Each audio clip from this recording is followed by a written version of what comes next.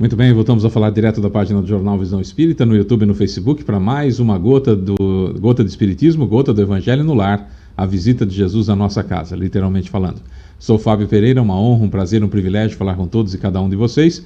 Estamos ao vivo também ao vivo não, estamos gravado também, o Evangelho no Lar também está à disposição na página Jornalista Fábio Pereira, tanto no YouTube quanto no Facebook, e ainda na página do Centro de Estudos Espíritas Caibar Schutel no Facebook. Se você curtir, se você comentar, esse vídeo não tem fins lucrativos, então não é para a gente ganhar dinheiro. Se você curtir, se você comentar, cada curtida, cada comentário, o YouTube e o Facebook recomendam esse vídeo para outras 4 pessoas para cada curtida, por exemplo, tá? Só para a gente poder entender. Então, ao divulgar esse vídeo, ao curtir esse vídeo, dar o seu joinha, dar o seu like, você ajuda a divulgar a doutrina espírita, porque, repito, esse vídeo não tem fins lucrativos, tá bom? Bom, nós vamos fazer o nosso Evangelho no Lar, e a gente grava o nosso Evangelho para que você, que é o único espírita na sua casa, ou você que mora sozinho, ou você que tem dificuldade para ler em voz alta um trecho do Evangelho, comentar, enfim, com a família, tem essa dificuldade, você pode fazer como muitas famílias fazem, colocam no YouTube e na televisão, se reúnem e fazem o Evangelho conosco, ou naqueles outros casos que eu disse, sozinho você põe ali no celular, enfim, no YouTube, ou no Facebook, enfim, e assiste com a gente num volume legal. No fone é bom também, mas sem fone é melhor para a audiência espiritual que vai estar do seu lado, né? Deixa a sua água pronta ali do lado que os mentores vão fluidificar, tá? Nós vamos fazer o Evangelho completo, oração inicial, leitura edificante. O livro que nós estamos utilizando é Caminho, Verdade e Vida, do Emmanuel por Chico Xavier. Hoje caiu o item A Videira, e na sequência a gente lê e explica. Na sequência a gente vai para o Evangelho segundo o Espiritismo. O meu está aqui. Hoje caiu o capítulo 21, Missão dos Profetas. É um dos itens do capítulo Falsos Cristos e Falsos Profetas, tá bom? Aí a gente vai ler e explicar também. No final, a oração de encerramento já é da fluidificação da água. Certo, meus amores? Então é isso, vamos começar? Começando elevando o nosso pensamento até Jesus. O que isso significa? Pensar no rosto dele como a gente imagina que ele seja, tá bom? Então vamos lá. Senhor Jesus, querido mestre e amigo, Deus Pai Todo-Poderoso, benfeitores espirituais, amigos mentores que nos acompanham, seu Calixto, Dona Zélia, seu João Leão Pita, seu Joaquim, seu Romeu, seu Alexandre, doutor Agripino, seu Otávio, meu guia espiritual, e cumprimentando a ele, cumprimento a todos os demais, seu Caibar Schutel, sua equipe de Alvorada Nova, seu Bezerra de Menezes, seu Allan Kardec e seu Agostinho. Invocamos ao Senhor Mestre querido e evocamos esses nossos irmãos para que nossa casa seja uma verdadeira embaixada sua, da colônia espiritual a qual fazemos parte, para que seja o ponto de encontro dos mentores espirituais, nem que seja só pelo momento do nosso Evangelho, mas já será um motivo de honra para nós e por isso muito obrigado. No quesito agradecimento, Senhor Jesus, ainda temos as gratidões, as 3 gratidões semanais que a gente faz. Muito obrigado, Senhor Jesus, por tudo de bom que nos aconteceu na última semana. Muito obrigado. Muito obrigado por tudo de ruim que não nos aconteceu na última semana. Nosso muito obrigado. E claro, muito obrigado por tudo de ruim que efetivamente aconteceu durante essa semana. E por que essa gratidão? Porque passou, já não devemos mais, e isso é um grande alívio. Então, treinando isso verdadeiramente, se ainda não é de coração essa gratidão, é só de razão, em breve ela será de coração também, porque efetivamente é me livrei disso, e é claro, por essa razão também, muito obrigado, Senhor. No quesito pedidos, mestre, gostaríamos de pedir que o Senhor não olhe as nossas imperfeições, nesses instantes pelo menos, mas a fé que anima o coração de cada um de nós, o desejo de servir, de ser útil, de fazer o certo em vez do fácil, a vontade de acertar mais e errar menos a cada dia, e o desejo profundo de tornarmos-nos verdadeiramente espíritas, ou seja, transformando-nos moralmente e lutando contra as más inclinações. E é nesse ponto, mestre, que a gente gostaria de pedir muita ajuda para que pudéssemos lutar verdadeiramente contra as nossas más inclinações, porque, como o senhor sabe, é difícil mesmo. Então a gente pede ajuda para conseguir vencer. Dessa forma, então, mestre, sabedores da sua presença em meio a nós, pois estamos reunidos em teu nome, né? Nós damos por iniciado então o nosso Evangelho no Lar, e que assim seja. Olha, O nosso Evangelho no Lar, a gente usa o livro Caminho, Verdade e Vida, de Emmanuel por Chico Xavier, e hoje caiu o item número 54, A Videira, e esse livro ele sempre tem um trecho do Novo Testamento e na sequência Emmanuel discorre sobre o assunto. Hoje, o trecho que Emmanuel separou é João capítulo 15, versículo 1, que é: Eu sou a videira verdadeira e meu pai é o lavrador. Esse trecho do Evangelho de João, que é o início do capítulo 15º, ele acontece por volta entre o ano 30 e o ano 33, mais provavelmente no ano 33, porque é no final da última ceia. João começa a retratar a partir do capítulo 15 já a saída de Jesus da última ceia, indo para o Getsemane, onde ele vai ser preso, e daí decorre a crucificação. Então, vamos colocar assim, na tradição cristã, seria a Quinta-feira Santa.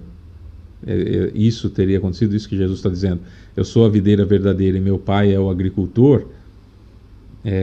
Teria acontecido na Quinta-feira Santa. É o discurso de despedida após a ceia, antes da prisão, e foi dito apenas para 11 apóstolos, porque Judas já tinha saído para, na cabeça dele, forçar Jesus a reagir. E naquilo que foi chamado de traição de Judas, a ideia era ele entregar Jesus para os judeus, para o Sinédrio, e quando chegassem os romanos, chegasse a guarda do templo para prender Jesus, ele então agiria e mostraria todo o seu esplendor e resolveria a situação. Claro que a gente sabe que Jesus não fez isso, mas era a ideia de Judas, né? Então, esse trecho Judas não teria ouvido, Judas já teria saído já.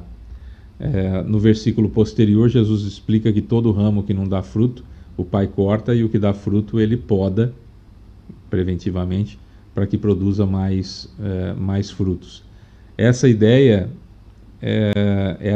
ainda é uma afronta que Jesus fazia ao Velho Testamento, porque ele coloca de uma forma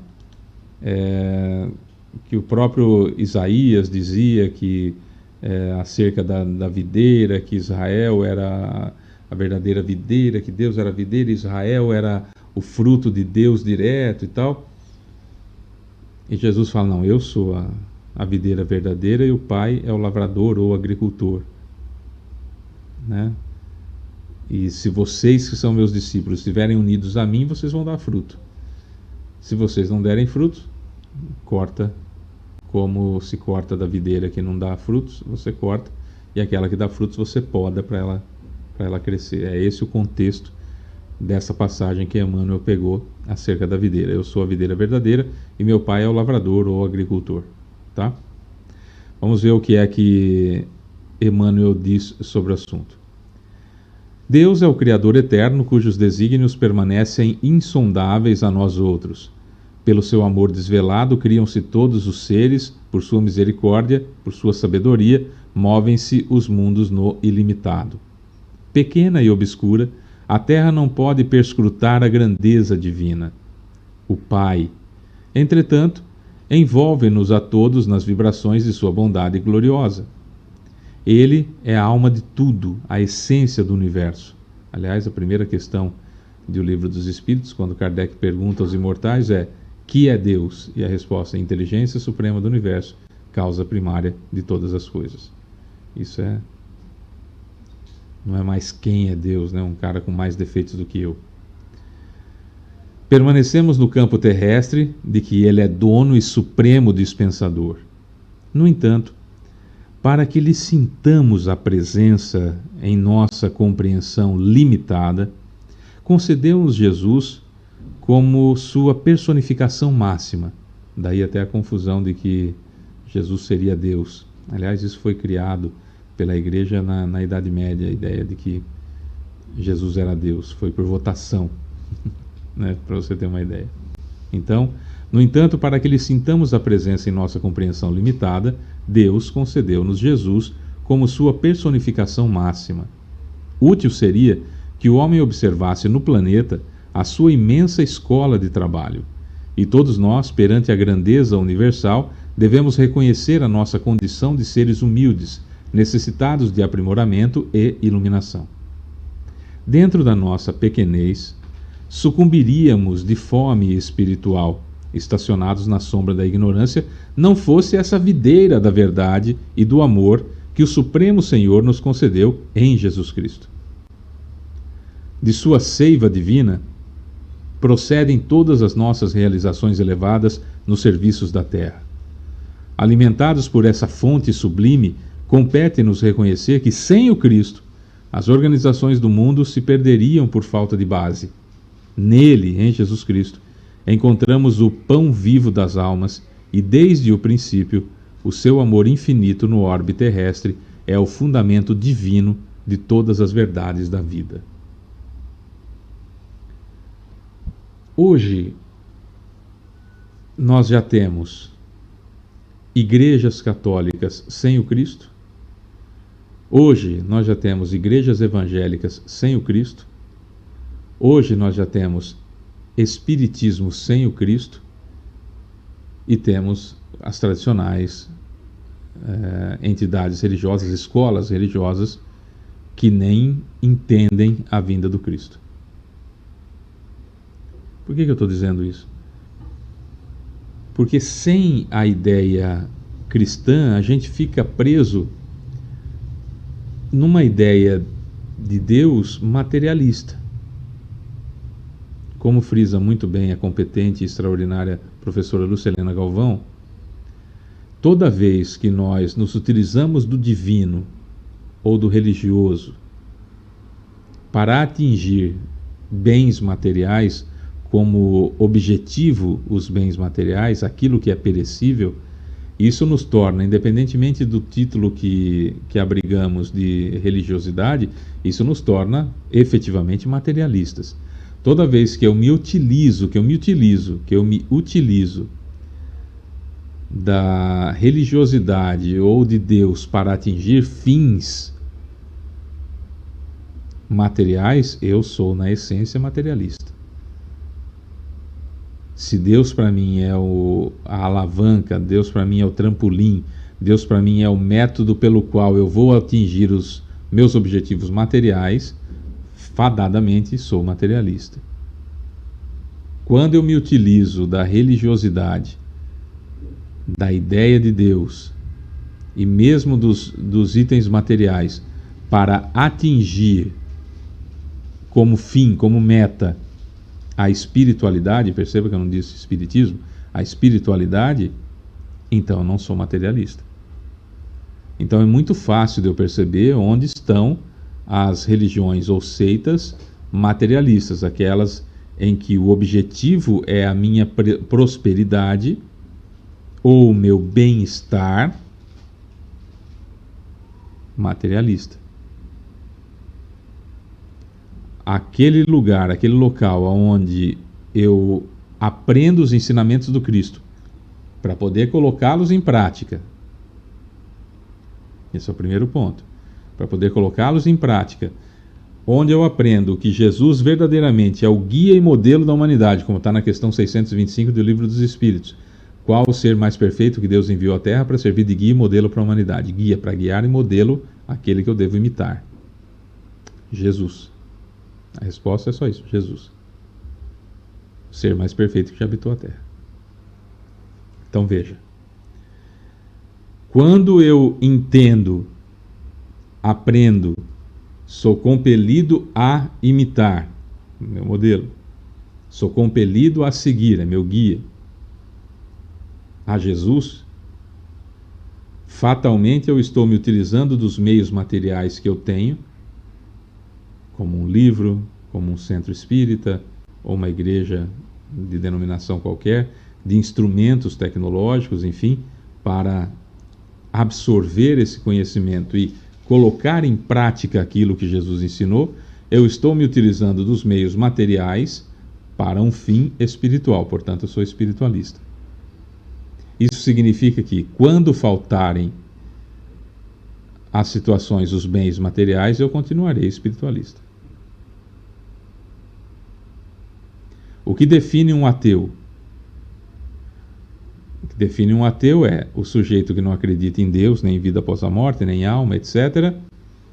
Porque aí aqui se divide. Porque estudou demais e chegou à conclusão de que na cabeça dele não existe essa ideia de Deus, nem de finitude, nem de infinitude, só de finitude, só que tudo tem fim, morreu, acabou. Essas pessoas extremamente cultas que enveredam por esse lado, via de regra, são pessoas que têm atitudes cristãs na sua vida, normalmente. Apesar de não acreditarem ou dizerem que não acreditam. O outro é o ateu por vingança, o que torna uma rebeldia sem causa, uma tolice infantil. Algo que aconteceu, Deus tirou isso de mim, não foi como eu queria, determinado desfecho de alguma coisa não foi como eu queria, então fatalmente eu a partir de hoje não acredito mais em Deus. Eu vou no centro e eu assisto as palestras do Fábio, e eu vejo as palestras do Fábio, eu gosto muito do jeito que o Fábio fala, o que ele fala, o que o Fábio fala toca no meu coração, porque eu também penso parecido, etc, etc. E aí o Fábio comete um equívoco, que é coisa do ser humano, que todos nós cometemos, estamos fadados a isso, basicamente, porque é só assim que a gente aprende efetivamente o que é correto. E a gente vai e comete um equívoco, que todo ser humano comete, e essa pessoa então usa como desculpa, fala, nossa, o Fábio me decepcionou. Isso é ser espírita? Eu não quero mais saber disso não. Ou um padre, ou um pastor, ou uma igreja, ou uma denominação religiosa. Há uma decepção, e havendo uma decepção, a partir de agora não acredito mais em Deus, porque é mais fácil. Não acredito mais em Deus, não acredito em nada dessas bobagens, não quero saber de religião, não quero saber de absolutamente nada, e não age como cristão, diferente do outro tipo de ateu que eu disse, que via de regra age como cristão. Esse começa a agir da própria forma, se libertar daquilo que a religião, fosse ela qual fosse, o prendia, que é extremamente interessante. O espiritismo não tem essa característica, mas algumas religiões têm essa característica de meio que impedir certas atitudes das pessoas. E isso ajuda muito, principalmente no que diz respeito a vício que se precisa combater, seja ele o vício que for, né? Então ajuda bastante, daí a necessidade de se haver vários tipos de religião no mundo, e cada um está num período da existência que precisa daquilo que a religião oferece. Daí o nosso objetivo de nunca criticar religiões, não é? Então, dentro dessa ideia toda que nós estamos trazendo para vocês, se coloca exatamente a ideia de que sem Jesus, porque não dá para a gente conceber Deus, Emmanuel é muito claro nesse sentido, não dá para a gente entender essa essência toda que é Deus, essa inteligência suprema do universo, causa primária de todas as coisas, mas temos Jesus, que é o ser mais perfeito que habitou a Terra, para servir de guia e modelo da gente. É esse guia, esse modelo que a gente deve traçar na nossa vida. Está longe daquilo que a gente pode alcançar? Muito provavelmente está, para a maioria de nós. Mas dá para chegar, e a gente só vai chegar se der o primeiro passo. E para muitos de nós, essa é a oportunidade, a primeira encarnação em que nós estamos tentando fazer isso. Para muitos de nós, é a primeira encarnação que estamos tentando isso agora. Para muitos de nós, não. Para muitos de nós, já estamos acostumados a seguir a senda do Cristo. Agora, para muitos de nós, ainda não. É a primeira vez que estamos começando a fazer.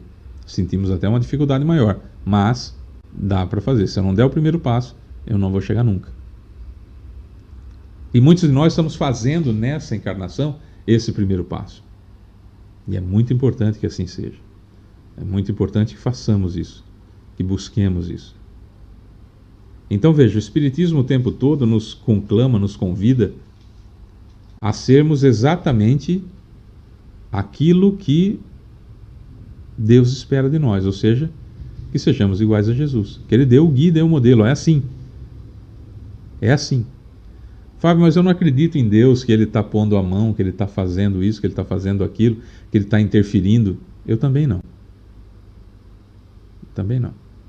Eu não acredito no Deus que, se eu bajular ele me ajuda em detrimento do outro filho dele. Porque não dá para eu imaginar que ele vai ter preferência. Porque eu já aprendi com o Espiritismo que Deus é infinito em todas as suas virtudes. Então ele é infinitamente bom? É. Infinitamente misericordioso? É. Infinitamente justo? Também. E se ele é infinitamente justo, não há privilégios. Isso é importantíssimo. Há uma equidade, todo mundo igual, atendido igual, ele gosta igual. Eu me lembro há muitos e muitos anos, eu ouvi uma pessoa, evidentemente não vou falar o nome, ele tinha um problema de atraso mental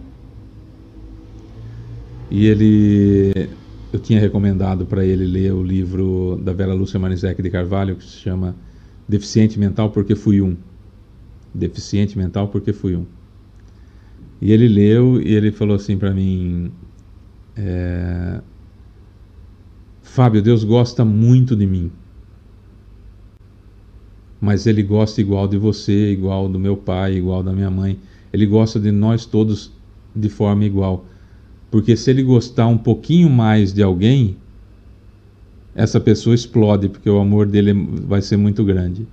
Eu achei muito legal essa metáfora, porque se nós imaginarmos o Criador do Universo, né, que mantém esse universo todo como está funcionando tudo direitinho, não dá para ele ter privilegiados, né?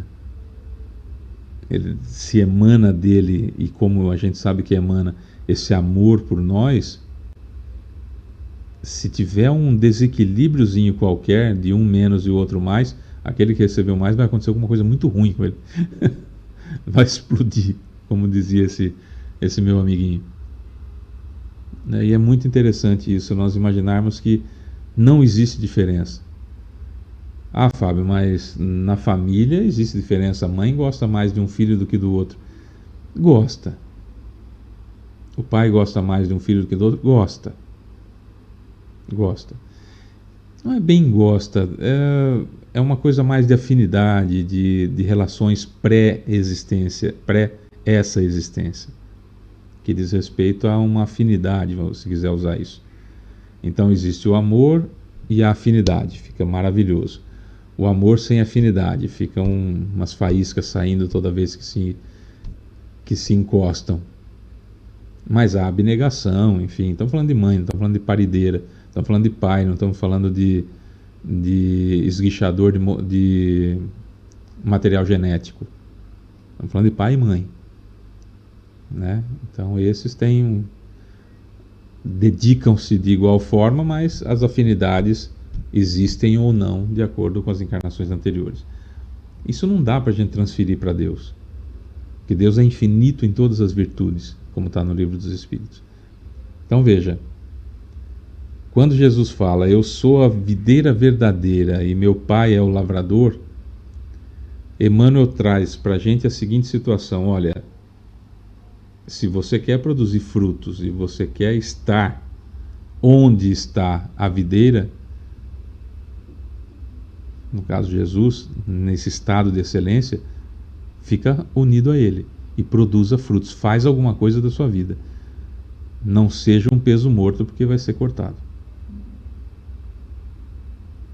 E aí vai ter que arrumar uma outra oportunidade, e está difícil a encarnação, está difícil encarnar, vai ter que arrumar uma outra oportunidade para começar de novo, ver se a gente consegue ser uma videira, um ramo da videira que dá fruto. Só que Jesus já encarnou faz 2000 anos. E nós estamos aqui falando ainda dele, e não sendo um ramo dessa videira. Isso é que é pior. Ou sendo um ramo dessa videira, mas dando uns frutinhos meio murcho. Precisamos tomar um pouquinho de cuidado. No Evangelho segundo o Espiritismo, nós vamos ver no item do capítulo 21, falsos cristos e falsos profetas, nós vamos ver missão dos profetas. Veja bem. Atribui-se comumente aos profetas o dom de adivinhar o futuro, de sorte que as palavras profecia e predição se tornaram praticamente sinônimas. No sentido evangélico, o vocábulo profeta tem mais extensa significação. Disse de todo o enviado de Deus com a missão de instruir os homens e de lhes revelar as coisas ocultas e os mistérios da vida espiritual. Pode, pois, um homem ser profeta sem fazer predições? Pode. Aquela era a ideia dos judeus ao tempo de Jesus. Daí vem que, quando o levaram à presença do sumo sacerdote Caifás, os escribas e os anciões, ou anciães, reunidos, lhe cuspiram no rosto, lhe deram socos e bofetadas, dizendo: Cristo, profetiza para nós e dize, quem foi que te bateu? Entretanto, deu-se o caso de haver profetas que tiveram a presciência do futuro, quer por intuição, quer por providencial revelação, a fim de transmitirem avisos aos homens, tendo-se realizado os acontecimentos preditos. O dom de predizer o futuro foi considerado como um dos atributos da qualidade de profeta. E isso trouxe para alguns tipos de médiums uma notoriedade muito grande, e esses médiums, a partir daí, sentiram-se a própria videira saindo da raiz do Cristo e sucumbiram. Perceberam? Só para ficar bem claro, vamos separar os tipos de mediunidade, tá? Profecia, premonição, vamos separar. Aquilo que eu sinto de mim não é premonição, não é profecia, certo? Que diz respeito a mim, uma espécie de intuição ou uma inspiração daquilo que vai acontecer comigo. Isso não é nem profecia e nem premonição ou predição, como foi colocado no Evangelho, certo? Então, o que diz respeito a mim não é nem premonição nem profecia. O que diz respeito ao meu entorno, que vai acontecer, que eu consigo prever aquilo que vai acontecer no meu entorno, é mediunidade de premonição. Então, só para separar, o que vai acontecer comigo, que é pressentimento, não sei se eu falei, que é mediunidade de pressentimento, eu pressinto o que vai acontecer comigo, pressentimento, vai acontecer comigo, não é nem premonição nem profecia. Premonição é o que vai acontecer no meu entorno. Então, por exemplo, vai acontecer um acidente de avião, vai ser um resgate coletivo. Então, o plano espiritual decidiu que dá para colocar no mesmo aparelho, no mesmo avião, pessoas que precisam desencarnar abruptamente daquela forma, estão mais ou menos com os fluidos vitais ali terminando, enfim, estão na época de desencarnar, e os planejamentos encarnatórios fazem jus a isso, dão a essa situação de que pode acontecer a desencarnação coletiva. Então eles começam a preparar o ambiente onde pode cair o avião, com equipes socorristas, equipes de isolamento do local para que não haja vampirização do fluido vital dos corpos, que causa bastante sofrimento ao espírito. Equipes socorristas mesmo. Então montam, vamos colocar, não é esse termo, mas só para a gente poder fazer uma comparação, bem mal feita, mas fazer uma comparação. Criam uma espécie de acampamento no local, certo? O médium de premonição sente isso, não necessariamente vê isso, mas ele vê isso, não com os olhos, evidentemente, mas ele percebe isso E ao perceber essa situação, vai lá, quem quer fama, né?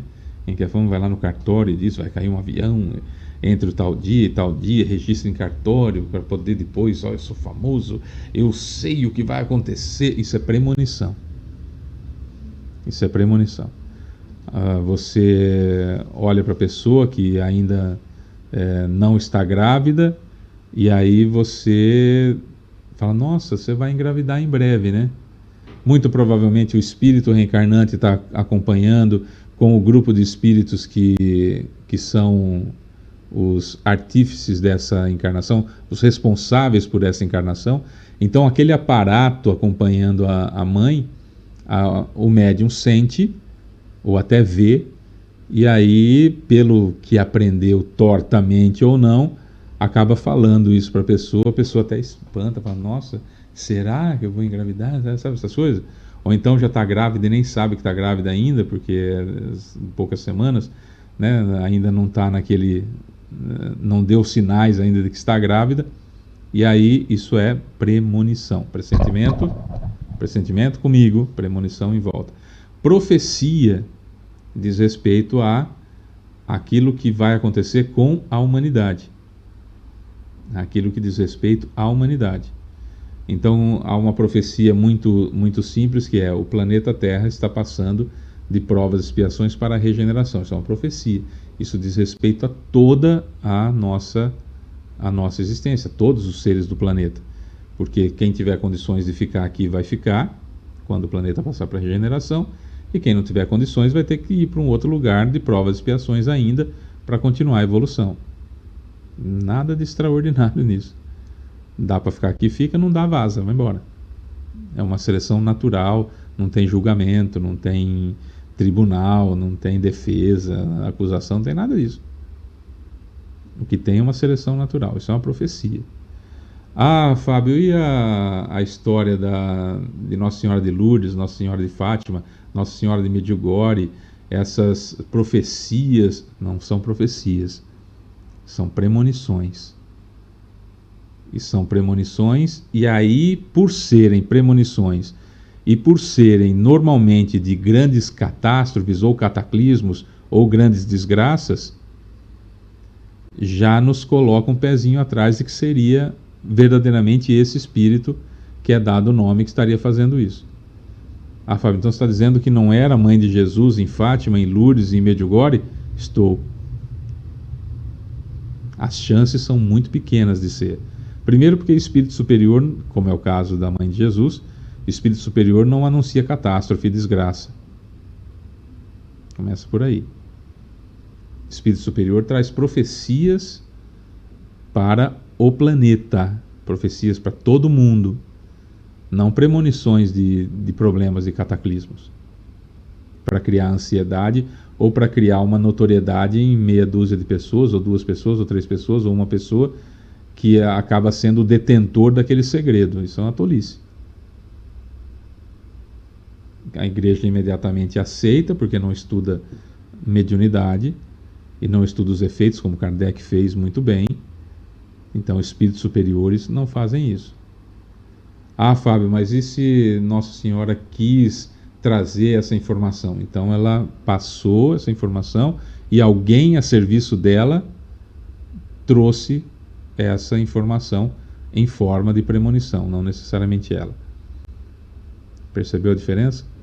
Então não se trata aqui de um ceticismo comum, se trata aqui de um fato, de acordo com aquilo que se estuda muito no Livro dos Médiuns e no Livro dos Espíritos de Kardec. Tá? O espírito superior não se presta a esse tipo de coisa.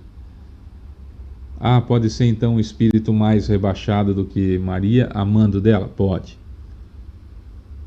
Pode.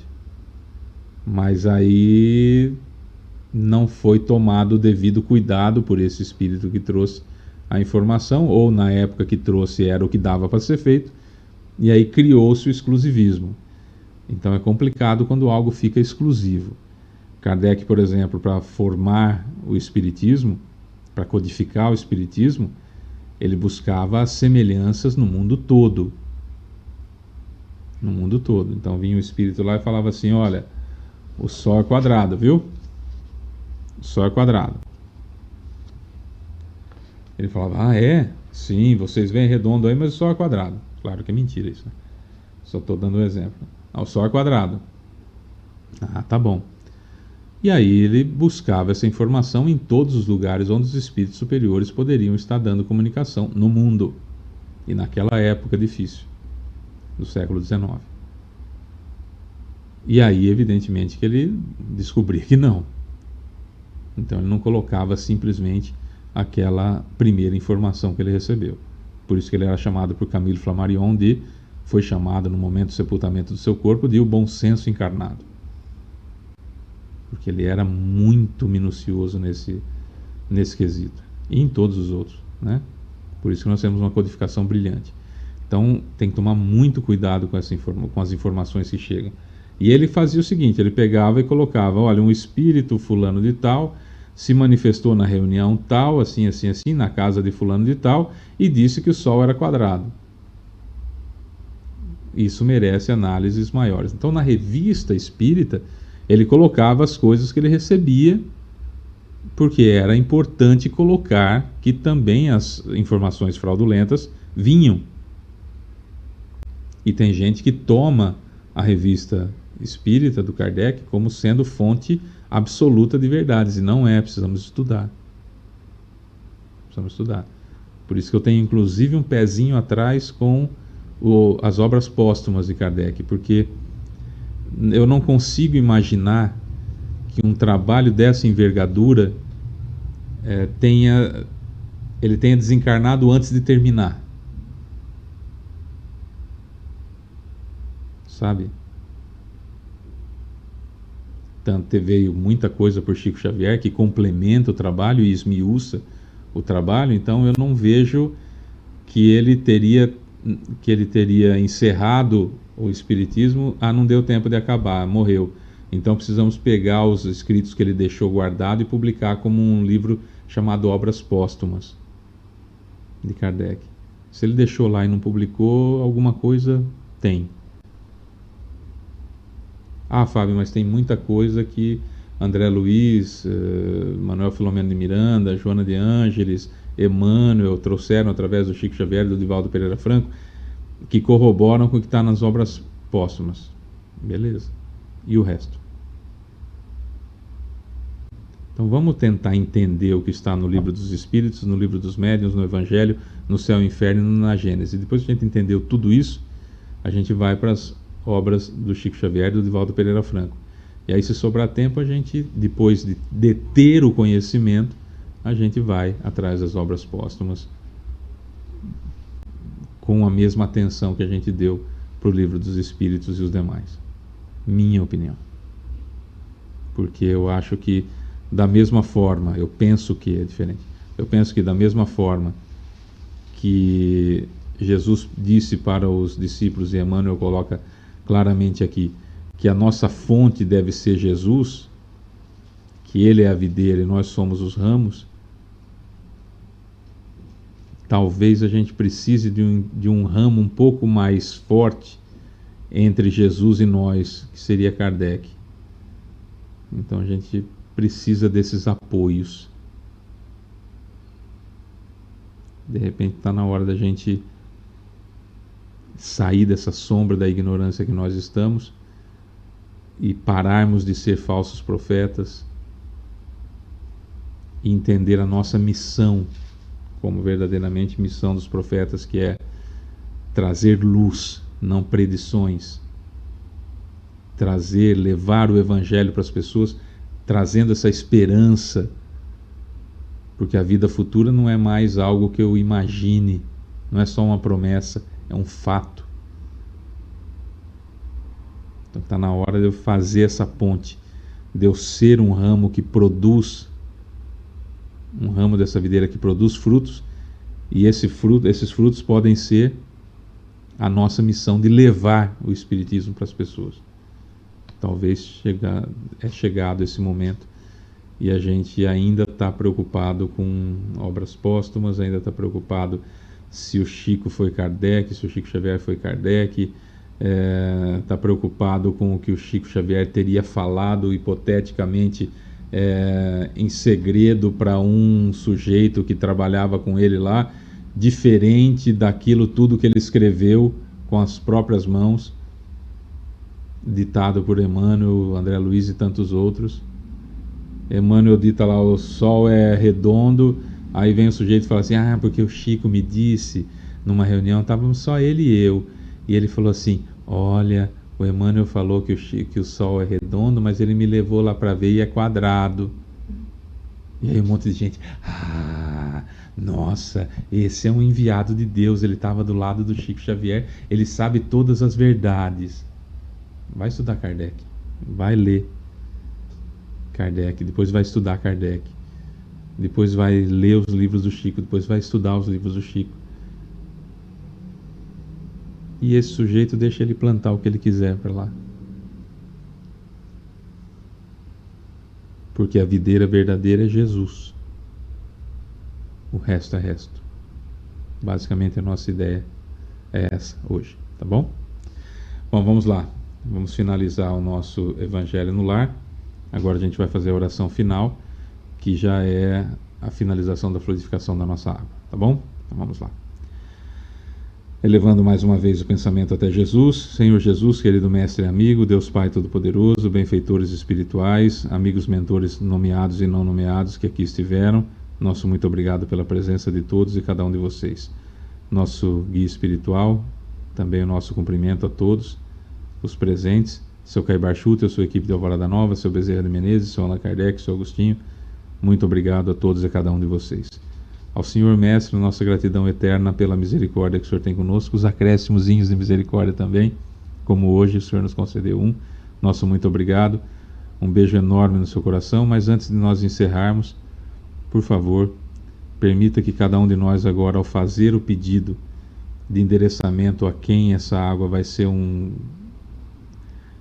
remédio extraordinário, tanto para o corpo quanto para a alma, para o espírito, né? O Senhor, por favor, nos atenda esse pedido. Mais um acréscimozinho da sua misericórdia para nós, por favor.